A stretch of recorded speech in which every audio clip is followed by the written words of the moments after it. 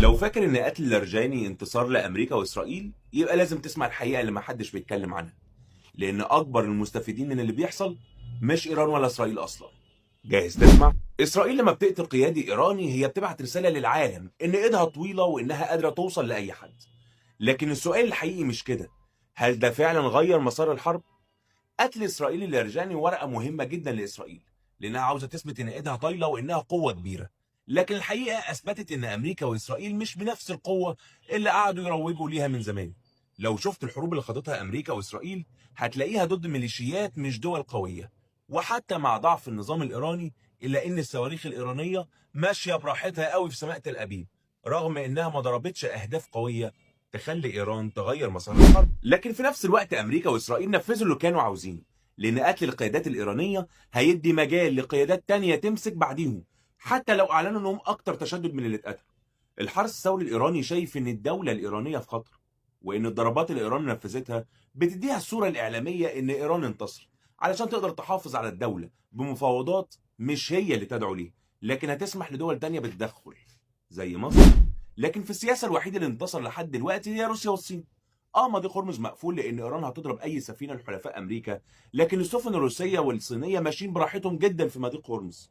ده حتى رئيس وزراء بلجيكا عرض موضوع خطير جدا، انه عاوز يرفع العقوبات على البترول الروسي علشان يقلل من سعر الطاقه اللي ارتفعت. وقال ان في دول اوروبيه تانية موافقه، لكن ما يقدروش يعلنوا ده لانهم لسه خايفين من شعور. ده غير ان الصين كانت مخزنه احتياطي بترولي قوي يساعدها على مواجهه ارتفاع سعر البترول. وترامب نفسه اعلن انه ما بيستفدش حاجه من مضيق هرمز، يعني اللي اتاثر دول العالم كلها ما عدا اللي بيتخانقوا مع بعض اصلا. خد بالك برضو ان روسيا بتدعم ايران بمعلومات عسكريه، لكنها مش عاوزه تدي لايران سلاح علشان تحافظ على علاقتها بدول الخليج. وبتستخدم ايران كدرع ضد امريكا واسرائيل، وهتستخدم ايران كورقه عشان تنهي الحرب الاوكرانيه وتحقق مكاسب ليها في اوروبا. وهي كده 100 فل و10. ده غير ان الدفاعات الجويه لامريكا واسرائيل اتكشفت، وربع مخزون امريكا من صواريخ الدفاع الجوي هو بس اللي موجود حاليا. يعني خساره كبيره لامريكا، لكنها في نفس الوقت صدرت ازمه للمنطقه. وهدفها غير ان البترول يرتفع سعره على الصين، ان الخليج يا اما يدخل الحرب وامريكا تسحب نفسها وتتفرج على العركه اللي دايره، او ان الخليج ونتيجه للي بيحصل في مضيق هرمز يقلل كميه البترول اللي بتضخ يوميا ويرفع العالم كله اقتصاديا. علشان كده الرئيس سيسي كان واضح في كلمته في حفل الافطار، واللي اكد عليها اللواء سمير فرج لما قال ان مصر جاهزه بكل الامكانات لدعم دول الخليج.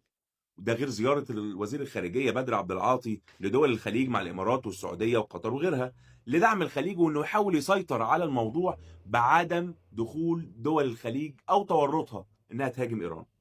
وانه مصر بتقترح واكد عليها تاني انشاء قوه عربيه مشتركه علشان تدافع عن المنطقه عموما. خد بالك ان كل اللي بيحصل سواء بقتل القيادات الايرانيه او دعم روسيا او توسط الصين بين ايران والخليج، كل الدول دي هيتفاوضوا علينا احنا. محدش هيعمل لك حساب غير بتحالفاتك وقوتك. تاني وتالت ورابع، امن الخليج هو امن قومي لمصر، ودعم الخليج هو موقف القياده والشعب المصري. ولازم نبقى فاهمين ده كويس. في السياسه مش دايما اللي بيضرب هو اللي بيكسب، احيانا اللي بيكسب هو اللي قاعد بيتفرج. مش قلت لك تتابعني علشان هقول لك اللي بيحصل حواليك ببساطه؟